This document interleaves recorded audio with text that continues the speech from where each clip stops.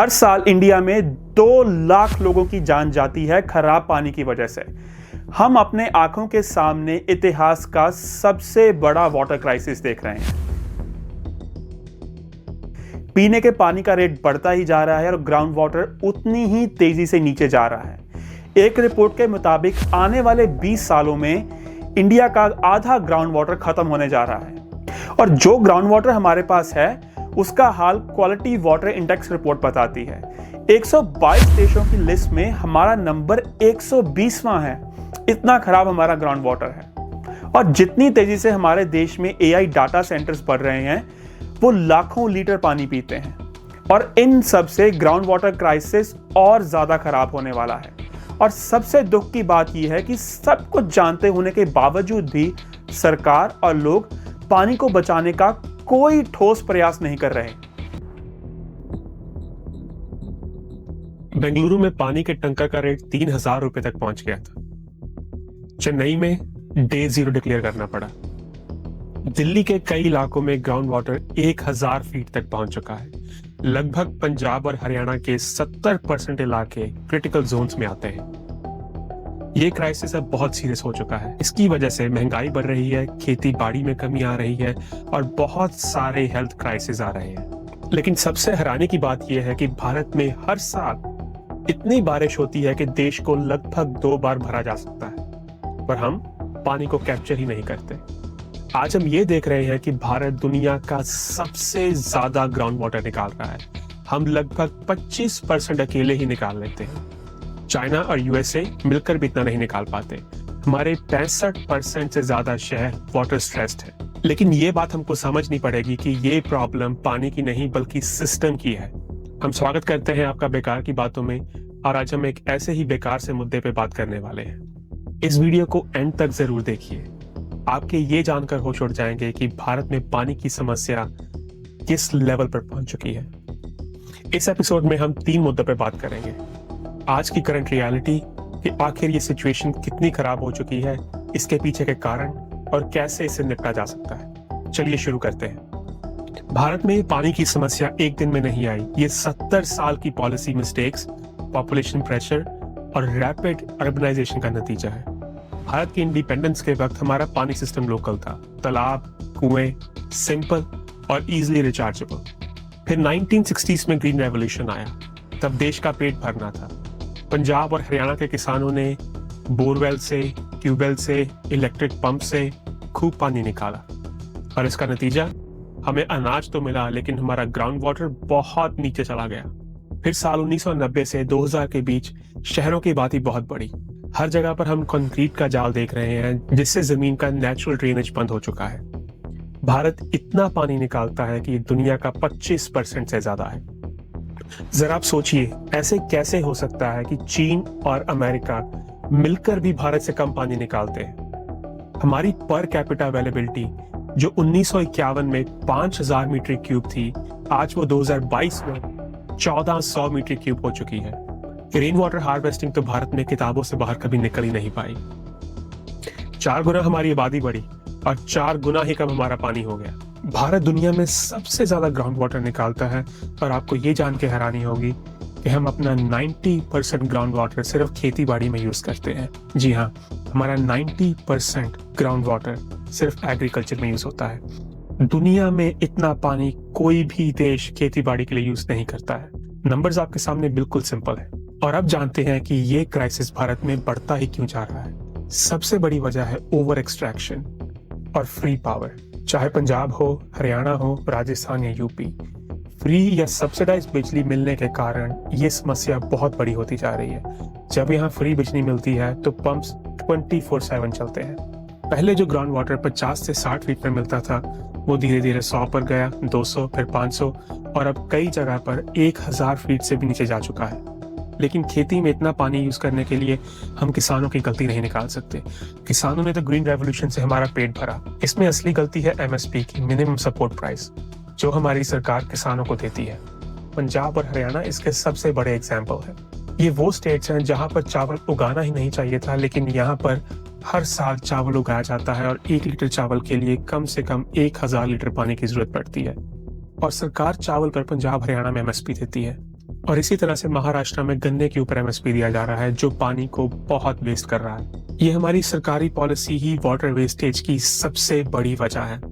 अगर हम अब भारतीय शहरों को देखें तो भारतीय शहर इस तरह से बने हैं कि नेचुरल ड्रेनेज के सिस्टम को पूरी तरह से बंद कर दिया गया है। आपको अपने आसपास कोई भी रास्ता नहीं मिलेगा जिससे पानी जमीन में जाकर और ग्राउंड वाटर को रिचार्ज कर सके। बेंगलोर में जहां कभी 262 लेक थे, आज वहां पे सिर्फ 18 लेक ही चल रहे हैं। दिल्ली का 22% नेचुरल ड्रेनेज खत्म हो चुका है। चेन्नई के बहुत सारे फ्लड प्लेन्स पर आज आईटी पार्क्स बना दिए गए हैं। जहां पानी रिचार्ज होना था वहां पर अपार्टमेंट टावर खड़े हो चुके हैं। ऐसे में ग्राउंड वाटर कैसे बचेगा और कैसे रिचार्ज हो? Rain water harvesting system Bharat में एक सिर्फ किताबों की कहानी बन के रह चुका है। इसे पिछले 20 सालों में बहुत सारे शहरों में मैंडेटोरी किया गया है, लेकिन ग्राउंड रियलिटी बिल्कुल अलग है। 70 से 80% बिल्डिंग्स में रेन वाटर हार्वेस्टिंग सिस्टम लगाया ही नहीं जाता, और जिन बिल्डिंग्स में ये लगाया गया है वहां पर आधे में से भी ज्यादा ये नॉन फंक्शनल है। और हमारी सरकारी वेरिफिकेशन बिल्कुल जीरो। अगर आपने किसी पेनल्टी या जुर्माने के बारे में कभी सुना हो तो हमें जरूर बताइएगा। हमारे पास मॉनसून नाम का एक बहुत बढ़िया पानी का फ्री रिसोर्स आता है जो पूरे भारत के ग्राउंड वाटर को रिफिल कर सकता है, पर हम उस पानी को स्टोर ही नहीं करना चाहते। जैसे कि हमने पहले बात की, भारत 90% ग्राउंड वाटर एग्रीकल्चर के लिए यूज करता है। भारत के एग्रीकल्चर सेक्टर में बहुत बड़े पॉलिसी डिफेक्ट्स हैं। हमारे पॉलिसी मेकर्स ज्योग्राफी के हिसाब से क्रॉप्स को बिल्कुल ही प्रमोट नहीं करते। पंजाब और हरियाणा में चावल की खेती, महाराष्ट्र में गन्ने, ये दोनों फसलें बहुत ही हाई वाटर डिमांडिंग है। हमारे पॉलिसी मेकर्स को इस बारे में बहुत ध्यान से सोचना होगा। और एमएसपी भी पॉलिटिकली ही डिसाइड होता है। हमें खेती बाड़ी में बहुत बड़े रिफॉर्म्स चाहिए, लेकिन कोई पार्टी इसके साथ खेलने के लिए रिस्क नहीं लेती। क्रॉप रोटेशन बिल्कुल ही जीरो है। जब तक क्रॉप पैटर्न भारत में नहीं बदलेगा, पानी का स्ट्रेस हमारे ग्राउंड वाटर से कभी कम नहीं होगा। पंजाब हरियाणा के साथ साथ भारत के बहुत सारे राज्य केंद्र सरकार से क्रॉप रोटेशन के बारे में बात कर रहे हैं, लेकिन अभी तक इसके ऊपर कोई फैसला नहीं आ पाया है। अब अगर हम भारत के वाटर ट्रीटमेंट सिस्टम की दुनिया से तुलना करें तो ये एक मजाक से कम नहीं। भारत का 70% ट्रीटेड वाटर आज भी सेफ्टी स्टैंडर्ड को मीट नहीं करता है। इंडस्ट्रीज बिना साफ किए पानी को नदियों में डाल रही हैं और बचा कुचा पानी भी इससे खराब हो रहा है। भारत की वाटर ट्रीटमेंट कैपेसिटी आज भी सिर्फ 40% है। अगर 100 लीटर पानी आ रहा है तो हम उसमें से सिर्फ 40% ही साफ कर पा रहे हैं। फ्लोराइड, आर्सेनिक और नाइट्रेट कंटामिनेशन, ये सब गांव और शहरी पानी दोनों में देखने को मिल रहा है, जिससे बहुत सारे हेल्थ इश्यूज आ रहे हैं। भारत में साफ पानी की बहुत कमी है, क्योंकि हम शायद उसको साफ करना ही नहीं चाहते। आप शायद अब ये सोच रहे होंगे कि अगर हालात इतने खराब है तो हम इसको कभी टीवी के ऊपर क्यों नहीं सुनते। पानी का ये क्राइसिस मीडिया को टीआरपी नहीं देता। टीआरपी आती है मंदिर, मस्जिद, इलेक्शन और सेलिब्रिटी की कंट्रोवर्सी से। ये सब बहुत ज्यादा बिकते हैं। और पानी के मामले में रिस्पॉन्सिबिलिटी शेयर्ड है। सेंटर, स्टेट, म्यूनिसिपैलिटीज, हर तरह की गवर्नमेंट इसके लिए रिस्पॉन्सिबल है। और जब सभी रिस्पॉन्सिबल होते हैं तो अकाउंटेबिलिटी कोई भी नहीं लेता। और अगर हम डाटा की बात करें तो भारत का national water report last time 2018 में आया था। और यही बात हम हमेशा कहते हैं, जब डाटा ही नहीं होगा तो नैरेटिव कंट्रोल करना बहुत आसान हो जाएगा। आइए अब हम नजर डालते हैं भारत की कुछ केस स्टडीज के ऊपर। चेन्नई 2019। चेन्नई में 2019 में डे जीरो डिक्लेयर करना पड़ा। 4 रिजर्वोयर्स में पूरी तरह से पानी खत्म हो गया। सिटी टैंकर माफियाज के भरोसे छोड़ दी गई। और इसका रीजन, हमने और हमारी सरकारों ने नेचुरल रिचार्ज जोन ही खत्म कर दिए, जिससे जमीन में पानी गया ही नहीं। बोरवेल्स को ओवर यूज किया। बेंगलुरु 2024। भारत की टेक कैपिटल कहे जाने वाले बेंगलुरु को अगर अब हम भारत का वाटर टैंकर कैपिटल कहें तो ये भी गलत नहीं होगा। बेलुंदर लेक में टॉक्सिक फोम फूट के बाहर आ रहा है और ग्राउंड वाटर 1000 फीट से भी नीचे जा चुका है। बुंदेलखंड, सूखा तो यहाँ रोज की बात हो चुकी है। हजारों की तादाद में लोग बुंदेलखंड को छोड़ चुके हैं। अगर वाटर क्राइसिस का मतलब पीने के पानी की कमी है तो आप बिल्कुल गलत हैं। इसका सबसे बड़ा असर पड़ेगा आपकी जेब पर, आपकी प्लेट पर। चावल से लेकर शक्कर, शक्कर से लेकर आटा, सब कुछ महंगा होगा, सबके रेट बढ़ेंगे और ये सारी फसलें अनप्रेडिक्टेबल हो जाएंगी। अगर हम आने वाले भविष्य की बात करें तो यूनेस्को के हिसाब से 2030 तक भारत में पानी की डिमांड सप्लाई से 40 गुना ज्यादा होगी, जिसका मतलब कि अगर देश में 100 लीटर पानी है तो हमें 140 लीटर चाहिए होगा। मतलब डे जीरो सिर्फ चेन्नई में ही नहीं, पूरे देश में देखने को मिलेगा, जब पानी के ऊपर राशंस लगाए जाएंगे, जब पानी सिर्फ एक दिन में एक बार या 2 दिन में एक बार आएगा। पानी का ये क्राइसिस क्लाइमेट चेंज से और बहुत कॉम्प्लिकेटेड होने वाला है। मॉनसून्स अनप्रेडिक्टेबल होंगे, कभी सूखा होगा और कभी बहुत कम समय में बहुत ज्यादा बारिश होगी, जिससे पानी रिचार्ज कम होगा लेकिन फ्लड्स बहुत ज्यादा आएंगे। अगर हम खेती बाड़ी की बात करें तो चावल या गन्ना उगाने वाला पंजाब, हरियाणा और महाराष्ट्र, इनका ग्राउंड वाटर लेवल इस हालात में होगा कि इसको रिकवर कर पाना नामुमकिन होगा। साउथ इंडिया में तो ऑलरेडी सभी बोरवेल सूख रहे हैं और आने वाले समय में सिचुएशन और खराब होगी और इसका असर हमें सिर्फ भारत के अंदर ही नहीं, भारत के बाहर देखने को भी मिलेगा।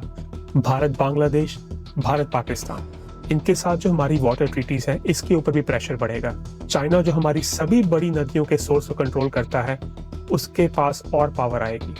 और भारत के लिए सबसे बड़ा जो चिंता का विषय होने वाला है वो होगा डेमोग्राफिक टेंशन का।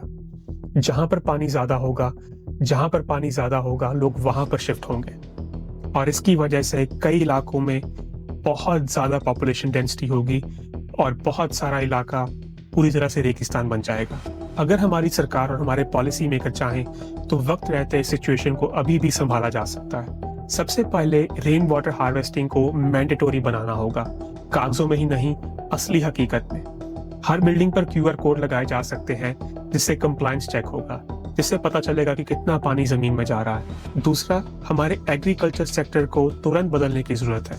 पंजाब और हरियाणा को चावल से निकाल के मिलेट्स और दालों की खेती पर लगाना होगा और महाराष्ट्र को गन्ने की खेती से दूर करना होगा ताकि यहाँ पर ग्राउंड वाटर लेवल को बचाया जा सके। तीसरा, भारत सरकार को नेशनल लेवल पर एक ग्राउंड वाटर रिचार्ज प्रोग्राम शुरू करना चाहिए, जिससे शहरों में रेन वाटर हार्वेस्टिंग सिस्टम के साथ साथ ग्राउंड वाटर लेवल रिचार्ज करने के और भी तरीके बनाए जाएं। रूरल एरियाज में चेक डैम्स हों और देश भर में तालाबों का भी रिस्टोरेशन किया जाए ताकि जब बारिश आए तो पानी को कैप्चर किया जा सके और naturally ground water level recharge हो। और उसके साथ साथ वेस्ट वाटर ट्रीटमेंट को रेवोल्यूशनाइज करना होगा। इजराइल अपना 85% से ज्यादा पानी रिसाइकल करता है और भारत सिर्फ 20% के आसपास। हमें इसे करने के लिए डिसेंट्रलाइज्ड वाटर ट्रीटमेंट प्लांट्स लगाने होंगे, इंडस्ट्री को पानी रीयूज करने के लिए मैंडेट करना होगा और इंडस्ट्री से डिस्चार्ज हुआ पानी बिल्कुल साफ होना चाहिए। और इसी तरह से हम आने वाले 5 सालों में 20% से बढ़कर लगभग 50% पानी को रिसाइकल कर सकते हैं। पानी का मुद्दा हमारे देश में उतना ही जरूरी है जितना बेरोजगारी और गरीबी का। भारत बारिश के मामले में तो बहुत अमीर देश है, लेकिन शायद प्लानिंग के मामले में ये बहुत गरीब रह गया है। अगर आज हमने पानी को बचाने के लिए कदम ना उठाए तो कल केवल सिर्फ पीने के लिए ही नहीं, जीने के लिए भी पानी नहीं मिलेगा।